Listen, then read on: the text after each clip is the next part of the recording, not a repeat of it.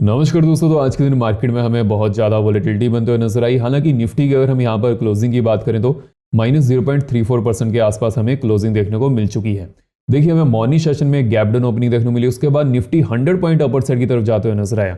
जो भी मार्केट को यहाँ पर शॉर्ट कर रहा होगा वो तो यहाँ पर स्टॉप लॉसेस को लेकर बाहर निकल ही चुका होगा, बिकॉज प्रीवियस डे का जो क्लोजिंग लेवल था वहां पर भी निफ्टी 15 मिनट तक वेट किया है। उसके बाद हमें अगेन डाउन साइड का ट्रेंड बनते हुए नजर आया और वहां पर निफ्टी ने ऑलमोस्ट 900 के लेवल्स को टच किया और वहीं से हमें अगेन 160 पॉइंट की तेजी अपर साइड की तरफ बनते हुए नजर आई है। बिकॉज यहां पर जो आईटी सेक्टर है वो बहुत ज्यादा वोलेटाइल था आज के दिन हमें आईटी सेक्टर में वोलेटिलिटी बनते हुए नजर आई। अगर हम यहाँ पर आईटी सेक्टर के चार्ट की बात करें, देखिए मॉर्निंग सेशन में IT sector gap down open हुआ, उसके बाद हमें डाउन साइड का ट्रेंड बनते हुए नजर आया। अगेन आईटी सेक्टर यहाँ से अपर साइड की तरफ जाते हुए नजर आया।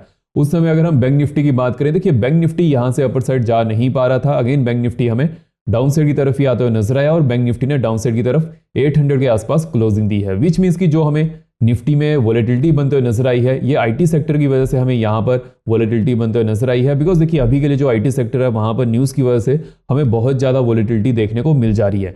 लेकिन अगर हम यहाँ पर बैंक निफ्टी की बात करें, जैसे कि एचडीएफसी बैंक के रिजल्ट अभी आने को है, 19 अक्टूबर को आएंगे, उसके चलते एचडीएफसी बैंक की वजह से हमें बैंक निफ्टी में सपोर्ट बनते हुए नजर आ रही थी।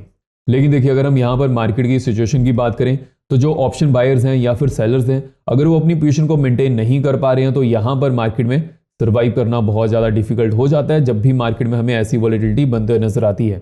इसलिए मैं आपको कहता हूँ आपको अपने स्टॉप लॉसेस पर ध्यान रखना चाहिए। जैसे ही आपका 1:2 का टारगेट अचीव होता है, रिस्क टू रिवॉर्ड यहाँ पर अचीव होता है, उसके बाद आपको एग्जिट भी करना चाहिए। अगर आप वहां पर एग्जिट नहीं करते तो हो सकता है वो पोजीशन यहाँ पर अगेन आपके जो स्टॉप लॉस है वहां पर जाते हुए नजर आए, या फिर आपको यहाँ पर ट्रेलिंग स्टॉप लॉसेस का यूज करना चाहिए सो दैट आपका एक ट्रेड में बहुत ज्यादा रिस्क ना हो पाए। देखिए अगर हम यहाँ पर न्यूज की बात कर लेते हैं, जो इंपॉर्टेंट न्यूज है एक तो ये थी कि स्टारलिंक इंडिया आ सकती है, या फिर ऐसा कहेंगे ऐसा न्यूज हमें सुनने को मिल रही है, अभी के लिए वो कंफर्म नहीं है। लेकिन उसकी वजह से क्या हो रहा है कि जो जियो है, एयरटेल है, या फिर जो अदर यहाँ पर हमारे पास टेलीकॉम ऑपरेटर हैं, हालांकि बहुत ज्यादा नहीं है, 3-4 ही हैं, तो उसके चलते क्या हो रहा है, मुकेश अंबानी की तरफ से ये कहा गया, अभी के लिए वो न्यूज में आते हुए नजर आ रहा है, जो न्यूज में आ रहा है मैं आपको यहाँ पर अपडेट कर दे रहा हूँ। यहाँ पर कोई भी कंफर्मेशन मिलते हुए नजर नहीं आ रही है कि अगर स्टारलिंक इंडिया आता है तो उसमें भी एलोकेशन जैसे अभी के लिए स्पेक्ट्रम बेस्ड एलोकेशन होती है वैसी होनी चाहिए। देखिए स्टारलिंक इंटरनेट कैसे प्रोवाइड करता है, जैसे कि अगर हम इस समय इंडिया की बात करें तो यहाँ पर हमारे पास एक तो रहते हैं टावर के थ्रू, जो सेलुलर फोन में हम इंटरनेट को, जैसे कि एंड्रॉइड फोन है वहां पर हम इंटरनेट को यहाँ पर एक्सेस कर सकते हैं, और जो दूसरा हमारे पास यहाँ पर सिस्टम रहता है जो वाईफाई बेस्ड रहता है, जो लोकल नेटवर्क के आसपास हमें देखने को मिल जाता है, जैसे कि फाइबर केबल या फिर जो अदर केबल्स रहती हैं वैसे हमें इंटरनेट हम यहाँ पर एक्सेस कर सकते हैं।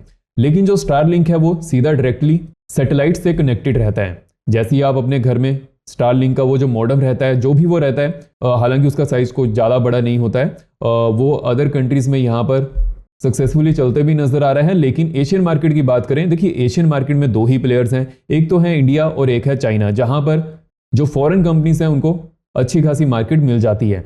तो इसीलिए अगर स्टारलिंक इंडिया आता है तो स्टारलिंक का जो इंटरनेट रहता है वो सैटेलाइट बेस्ड रहता है, जैसे कि मोस्ट ऑफ द जो इंडियन हाउस होल्ड है वहां पर जो टीवी भी रहता है वो भी डिश टीवी के थ्रू ही हमें सैटेलाइट के थ्रू कनेक्शन देखने को मिल जाता है, तो वैसे ही ये इंटरनेट का कनेक्शन रहता है। तो अगर स्टारलिंक यहाँ पर इंडिया आएगा वो डिफरेंट सेक्टर में चले जाएंगे, जो सैटेलाइट के थ्रू यहाँ पर इंटरनेट हमें देखने को मिल जाएगा। बिकॉज देखिए यहाँ पर क्या होता है, शहरों में कई बार होता है कि हमारे जो लोकल नेटवर्क है वहां पर इंटरनेट नहीं चल पाता है, लेकिन अगर सैटेलाइट इंटरनेट यहाँ पर आता है तो जो दूर दराज के इलाके हैं जैसे कि लेह लद्दाख, वहां पर भी इंटरनेट वो अच्छी तरह से उसको एक्सेस कर पाएंगे।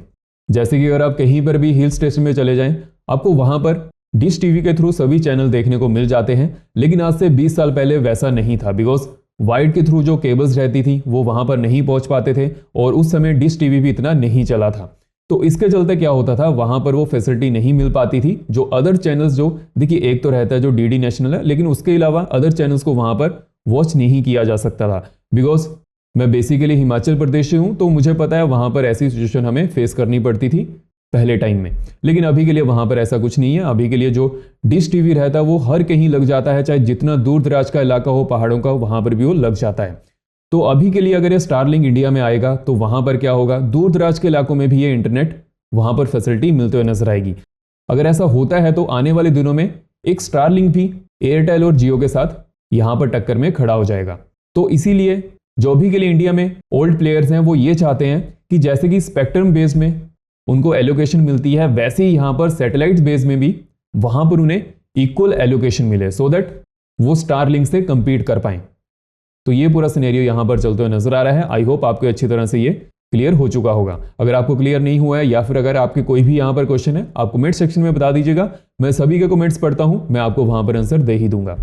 और वीडियो में आगे बढ़ने से पहले वीडियो को लाइक भी जरूर करते जाएगा, सो मुझे पता चलता रहे कि आप हमारे मार्केट एनालिसिस को पसंद कर रहे हैं, और साथ में चैनल को भी सब्सक्राइब कर लें, एंड बेल को ऑल पर रखिएगा, सो जैसे ही मैं वीडियो को अपलोड करूं आपको नोटिफिकेशन आ जाए। देखिए, अगर हम यहां पर नेक्स्ट न्यूज की तरफ बढ़े तो जो नेक्स्ट न्यूज यहां पर आते हुए नजर आ रही है वो सेबी की तरफ से हमें देखने को मिल जा रही है। उन्होंने जो मैक्सिमम ओआई है, जो पहले 500 करोड़ का रहता था, उसको 7500 करोड़ का कर दिया है। देखिए, इससे क्या हमें डिफरेंस देखने को मिल जाएगा, जैसे कि आपने ये लास्ट 2 ईयर से फेस किया होगा कि जो ओटीएम स्ट्राइक के प्रीमियम रहते हैं उनको कुछ ब्रोकर्स बाय नहीं करने देते हैं। जैसे कि अगर हम यहाँ पर जेरोधा की बात करें, अपस्टॉक की बात करें, या फिर जो बड़े ब्रोकर्स हैं, वहां पर किसी भी स्ट्राइक का प्रीमियम 500 करोड़ से ऊपर चला जाता है, जिसकी वजह से वो यहाँ पर फ्रेश पोजीशन वहां पर बनाने नहीं देते हैं क्लाइंट्स को। लेकिन अभी के लिए क्या होगा, देखिए पहले ऐसे था कि 15% या फिर 500 करोड़ तक अगर किसी भी स्ट्राइक का ओआई चला जाता है, उसके बाद वहां पर फ्रेश पोजीशन नहीं बनती है ब्रोकर के थ्रू। लेकिन इस समय क्या होता है हमें देखने को मिल जा रहा है, जो अभी के लिए न्यूज आई है, 15% तो पहले का ही रहेगा, लेकिन यहां पर 7500 करोड़ का ओआई तक पोजीशन बनाई जा सकती है। देखिए, अगर हम ऐसे बात करें कि 15% एक ब्रोकर का एक स्ट्राइक में वहां पर ओआई डेटा हो, इसकी पॉसिबिलिटी बहुत ज्यादा कम रहती थी, जिसकी वजह से 500 करोड़ बहुत जल्दी अचीव हो जाता था ओआई डेटा में, जिसकी वजह से वो फ्रेश पोजीशन वहां पर नहीं बना पाते थे। लेकिन अभी के लिए क्या होगा, बिकॉज यहां पर 7500 करोड़ का जो ओआई डेटा है उतना एक स्ट्राइक में बन सकता है एक ब्रोकर के थ्रू, तो वहां पर जो पोजीशन बनाने का मौका मिलेगा वो ज्यादा मिलते हुए नजर आएगा सभी के लिए। तो देखिए, अगर हम ऐसे बात करें तो ये जो डिसीजन है अच्छा लिया गया है, बिकॉज यहां पर बहुत बार ये चीज फेस करनी पड़ती थी, वहां पर ऑप्शन बाइंग करने का मौका नहीं बनता था, और जो ऑप्शन सेलिंग भी करते हैं वो दूर की हेज को बाय नहीं कर पाते थे फॉर पोजिशनल बेसिस। तो ये सभी चीजें यहां पर रेक्टिफाई होते हुए नजर आएंगी। अब हम देख लेते हैं कि निफ्टी में हमें क्या सिनेरियो देखने को मिल जा रहा है। देखिए, जैसे कि आज के दिन तो मार्केट बहुत ज्यादा वोलेटाइल थी, लेकिन जो हमें क्लोजिंग देखने को मिली है 970 के आसपास बनते हुए नजर आई है, जो कि ऑलमोस्ट इस लेवल के आसपास है। और अगर हम यहां पर ईएमएस की बात करें, जो ईएमएस लास्ट डे यहां पर जो 200 ईएमए थी अपर साइड की तरफ जाते हुए नजर आ रही थी, फिर 50 ईएमए और फिर 20 ईएमए, वैसे ही हमें आज के दिन देखने को मिला है। ये सभी ईएमएस डाउन साइड की तरफ जाते हुए नजर आ रही हैं। लेकिन अगर हम यहां पर लास्ट आवर की ट्रेडिंग की बात करें तो वहां पर जो 20 ईएमए थी वो 50 ईएमए को यहां पर क्रॉस करते हुए नजर आ रही थी। लेकिन जो हमें यहां पर क्लोजिंग देखने को मिली है, वहां पर अगेन जो 20 ईएमए है वो डाउन साइड की तरफ है, 50 ईएमए एंड देन 200 ईएमए। जब तक निफ्टी 200 ईएमए के ऊपर 5 मिनट चार्ट पर सस्टेन नहीं करेगा, उस समय तक मार्केट में यहां पर बेरिशनेस देखने को मिल सकती है। लेकिन अगर 200 के ऊपर निफ्टी सस्टेन करना शुरू कर देगा, अगेन हमें यहां पर बुलिशनेस बनते हुए नजर आएगी। अगर हम यहां पर सपोर्ट और रेजिस्टेंस जोन की बात करें तो उसके लिए हम ऑप्शन डाटा को एनालाइज कर लेते हैं। देखिए, अगर हम यहां पर निफ्टी का ऑप्शन डाटा को एनालाइज करें तो हमें एक चीज यहां पर क्लियर बनते हुए नजर आ रही है कि जो 25,000 की स्ट्राइक है, वहां पर हमें कॉल साइड में आज के दिन 1,36,000 की एडिशन देखने को मिली है, और यहां पर जो ओवरऑल डाटा है 3,24,000 का बनते हुए नजर आ रहा है। और अगर हम यहां पर पुट साइड की बात करें तो पुट साइड में हमें आज के दिन यहां पर कोई भी एडिशन देखने को नहीं मिली है, बिकॉज निफ्टी ने 25,000 के नीचे ही क्लोजिंग दी है। लेकिन यहां पर जो मैक्सिमम ओआई डेटा है वो यहां पर 2,34,000 का बनते हुए नजर आ रहा है, विच मींस कि अगर हम इसे कॉल साइड के ओआई डेटा से कंपेयर करें तो ऑलमोस्ट हमें 1 लाख का डाटा यहां पर कम देखने को मिल जा रहा है, या फिर ऐसा कहें कि 90,000 का डाटा। तो देखिए, मार्केट में अभी के लिए क्या सिनेरियो बनते हुए नजर आएगा। अगर कल के दिन हमें 25,000 के ऊपर ओपनिंग देखने को मिलती है, उसके बाद क्या होगा, यहां पर कॉल साइड में डाटा कम होना शुरू हो जाएगा, बिकॉज मार्केट सपोर्ट लेवल के आसपास बनते हुए नजर आ रही है। लेकिन हमें जो लास्ट आवर में वोलेटिलिटी देखने को मिली है, उसकी वजह से क्या हमें देखने को मिलेगा, ये जो हमारे पास यहां पर रेंज बनते हुए नजर आई है निफ्टी में, वो एक इंपॉर्टेंट जोन का काम करने वाली है। देखिए, जो ये 25,000 का लेवल रहने वाला है, अगर इसके ऊपर निफ्टी ब्रेकआउट करने की कोशिश करेगा, यहां पर जो हमारी रेंज रहेगी 25,000 टू 25,015 की रहने वाली है। 25,015 के ऊपर अगर वॉल्यूम के साथ हमें ब्रेकआउट देखने को मिलता है, अपर साइड में जो नेक्स्ट रेजिस्टेंस जोन रहेगी वो रहेगी 25,070 टू 85। देन 85 के ऊपर अगर एक अच्छे खासे वॉल्यूम के साथ ब्रेकआउट देखने को मिलता है तो अपर साइड में नेक्स्ट रेजिस्टेंस जोन 150 टू 160 की रहने वाली है।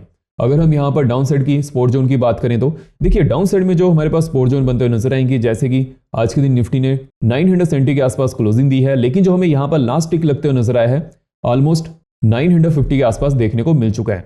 अगर 950 टू 935 की जो रेंज है, अगर ये ब्रेक करती है डाउन साइड की तरफ, उसके बाद डाउन साइड में नेक्स्ट सपोर्ट जोन को टेस्ट करने की पॉसिबिलिटी बन सकती है। अगर हम यहाँ पर नेक्स्ट सपोर्ट जोन की बात करें तो 882 860 के आसपास हमें देखने को मिल जाएगी। अगर 860 के नीचे हमें ब्रेकडाउन देखने को मिलता है और इसके नीचे अच्छे खासे वॉल्यूम के साथ कैंडल क्लोजिंग देखने को मिलती है, उसके बाद जो नेक्स्ट सपोर्ट जोन रहने वाली है 8102 800 की रहेगी। और जो निफ्टी की रेंज है 935 टू 25,015, वहां पर वोलेटिलिटी ज्यादा बनते हुए नजर आ सकती है।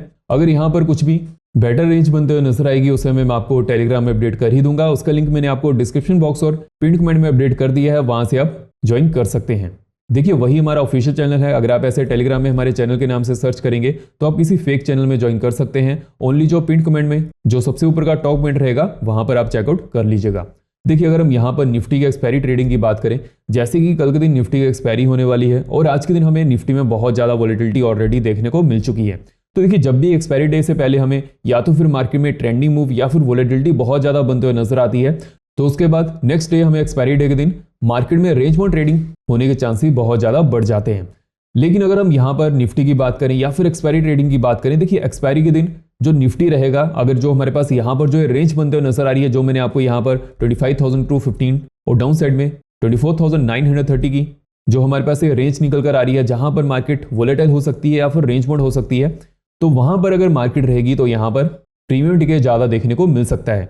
इस रेंज के बाहर जाने पर ही मार्केट में बेटर अपॉर्चुनिटी मिलने के चांसेस ज्यादा बनते हुए नजर आएंगे। और देखिए जैसे कि मार्केट अभी के लिए वोलेटाइल हो चुकी है, लेकिन साथ ही साथ अगर हम यहाँ पर ग्लोबल मार्केट की बात करें तो इस समय जो डाउ फ्यूचर्स हैं पॉजिटिव में ट्रेडिंग करते हुए नजर आ रहे हैं, लेकिन हमें लास्ट डे यहाँ पर 0.75% की गिरावट देखने को मिल चुकी थी। तो आज के दिन अगर डाउ जोन्स यहाँ पर पॉजिटिव में क्लोजिंग करते हैं, उसके बाद जो ग्लोबल मार्केट्स हैं वो भी यहाँ पर पॉजिटिविटी शो करते हुए नजर आ सकती हैं। जैसे कि एशियन मार्केट की बात करें, मॉर्निंग में एशियन मार्केट्स कहां पर ओपन होंगी उसके बारे में मैं आपको टेलीग्राम में अपडेट कर ही दूंगा। कैसा वहां पर हमारे पास सिनेरियो बनकर आ सकता है वो भी मैं आपको उस चीजें वहां पर अपडेट कर ही देता हूं। हालांकि मैं लास्ट 2 डे से यहां पर आपको अपडेट नहीं कर पा रहा था बिकॉज मैं आउट ऑफ टाउन था, लेकिन अभी के लिए मैं आपको कल से वहां पर अपडेट करना शुरू कर ही दूंगा, तो आप उसको ज्वाइन कर लीजिएगा। एंड देखिए जो आज के दिन हमें यहाँ पर आईटी सेक्टर में बहुत ज्यादा वोलेटिलिटी बनते हुए नजर आई है, वो अभी के लिए मार्केट में कंटिन्यू हो सकती है। लेकिन अगर हम यहाँ पर बैंक निफ्टी की बात करें तो जो HDFC बैंक के रिजल्ट आने वाले हैं वो बैंक निफ्टी के लिए या फिर ऐसा कहें कि फाइनेंशियल सेक्टर के लिए यहाँ पर ट्रेंड चेंजिंग हो सकते हैं। उससे पहले मार्केट क्या कर रही है, यहाँ पर रेंज बाउंड हमें देखने को मिल जा रही है बिकॉज यहाँ पर बोथ साइड की पोजीशन बनते हुए नजर आ रही है। जैसे वो रिजल्ट रहेंगे वैसे ही मार्केट यहाँ पर परफॉर्म करने वाली है। ये चीज आपको यहाँ पर ध्यान में रखकर चलनी है। अगर हम यहाँ पर देखिए निफ्टी के लॉन्गर टाइम फ्रेम के चार्ट की बात करें, यहाँ पर हम निफ्टी के 15 मिनट चार्ट को एनालाइज कर लेते हैं बिकॉज वहां पर हमारे पास जो प्राइस सेक्शन बनते हुए नजर आ रहा है, देखिए यहाँ पर हमें क्या देखने को मिल जा रहा है कि जो 200 EM है उसके ऊपर निफ्टी जा ही नहीं पा रहा है। अगर निफ्टी जैसे ही इसके ऊपर जाना शुरू करेगा वहां पर हमें फ्रेश लॉन्ग पोजीशन बनने के चांसेस बनते हुए नजर आ सकते हैं। जैसे कि अगर हम यहाँ पर निफ्टी को क्लोजली एनालाइज करें तो हमारे पास यहाँ पर क्या सिचुएशन बनते हुए नजर आ रही है, निफ्टी काइंड ऑफ यहाँ पर एक सिमेट्रिकल ट्रायंगल बनाने की कोशिश कर रहा है। तो ये सिमेट्रिकल ट्रायंगल जैसे ही यहाँ पर कंप्लीट होगा तो वहां पर हमें डायरेक्शन मिलने के चांसेस बनते हुए नजर आ सकते हैं। सो इस वीडियो में हमने निफ्टी को एनालाइज कर लिया है। अब हम नेक्स्ट वीडियो में बैंक निफ्टी में हमें आज के दिन क्या देखने को मिला था, कल के लिए बैंक निफ्टी में कौन सी सपोर्ट जोन और रेजिस्टेंस जोन यहाँ पर इंपॉर्टेंट होने वाली है, वो हम वहां पर डिस्कस करेंगे। तो अगर आपको वीडियो इन्फॉर्मेटिव लगी हो तो वीडियो को लाइक करें, शेयर करें और चैनल को सब्सक्राइब करें सो दैट मुझे और भी इन्फॉर्मेटिव वीडियोस बनाने की मोटिवेशन मिलती रहे। धन्यवाद।